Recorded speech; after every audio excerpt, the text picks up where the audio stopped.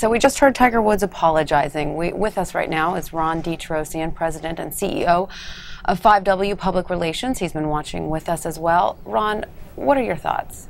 I think that this man didn't look believable at all. I think that nobody's watching that statement and saying, why couldn't he have said these things 3 months ago?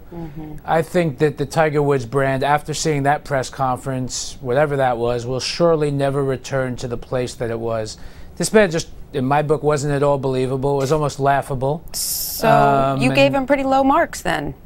To put it mildly. I don't see anybody watching that and saying, wow. Yeah. I think there's a lot of unanswered questions, and I think very seriously, again, if we look back at what started this incident, a car crash and adultery, this man gives one or two more bad interviews. He could be Pee Wee Herman or Mike Tyson or something like that. Well, you know, I have to tell you, we're going to continue this conversation, checking in with the public, because we're lucky enough to have a lot of people tweeting in to us.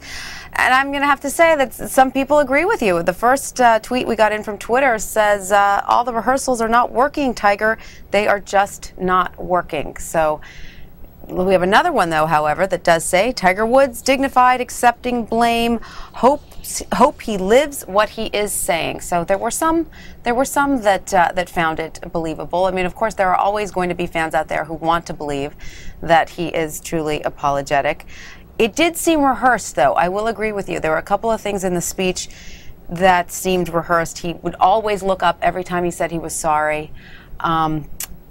It did seem perhaps a little too rehearsed. Well, you know, you have three women there in the camera shot on the right. In other words, the back camera, you're repeatedly seeing three women in the front. It's almost laughable, his statements. I mean, in other words, this talk about Buddhism, which nobody's ever heard about before, about I want to be clear that people know that my wife didn't beat me.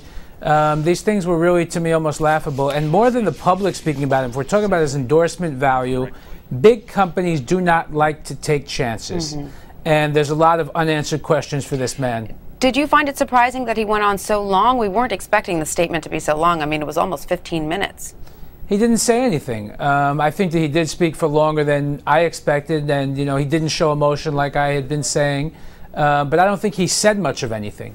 He surprisingly, to my mind anyway, went back to the night of the incident that started all of this.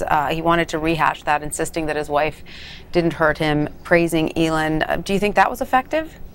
I don't think that much of anything of what he said was effective. I think that he came across as very arrogant, as very know-it-all, and I don't believe that the brands will return to this man, and I don't think that his brand of integrity is anywhere near intact. He has a lot of work to do in terms of his public image, and this concept of I'm a private person will not work when you've had the kind of affairs and incidents that you've had. And let's wait till, you know, an hour from now, when his mistresses are starting to complain and speaking of more details and these sort of things, his recovery is long from over. So, Ron, you're very critical. What would you have advised as a public relations expert? What advice would you have given Tiger? I think that this statement should have been given months ago. Walking into today, I think that, you know, I would predict that we'll see in the next few days a one-on-one interview, which is very key for him to really nail after this performance. I'm sure we'll see photos leaked in the next few days of him and his kids eating ice cream, or him and his kids in the park, or something along those lines, to soften the man's image. The same way that we saw three women in the front row, I'm sure we'll see him with his kids, giving his kids a hug, that sort of thing. Did it hurt him that Elin wasn't there? You know, that's a difficult question, because it depends on which way she goes. I mean, I think, you know, we still have there's a lot of unanswered questions in the whole thing. I think he scored a little bit of points perhaps today, but he couldn't have gone much worse than he was walking into this. Now, clearly we saw his mother there. Do we know who the other two women were? I really do not. No. All right. So it wasn't anyone that... You notice one of the women there, the one on the right, didn't get up to greet him, and gave him kind of a fake, you know, rub on his left arm when she's walking away. But, you know, she wasn't enamored the way that his mother was, clearly. So how important is it then that Elin and Tiger repair their relationship? Is that going to be the key here? In terms of his endorsement and his PR value, this man has to win on the golf course. I think that that's the most important thing. He has to focus on winning on the golf course. And if he's able to do that, other things could slowly fall into place. Well, he talked about that. He didn't rule out returning to golf this year, although he didn't give any specifics.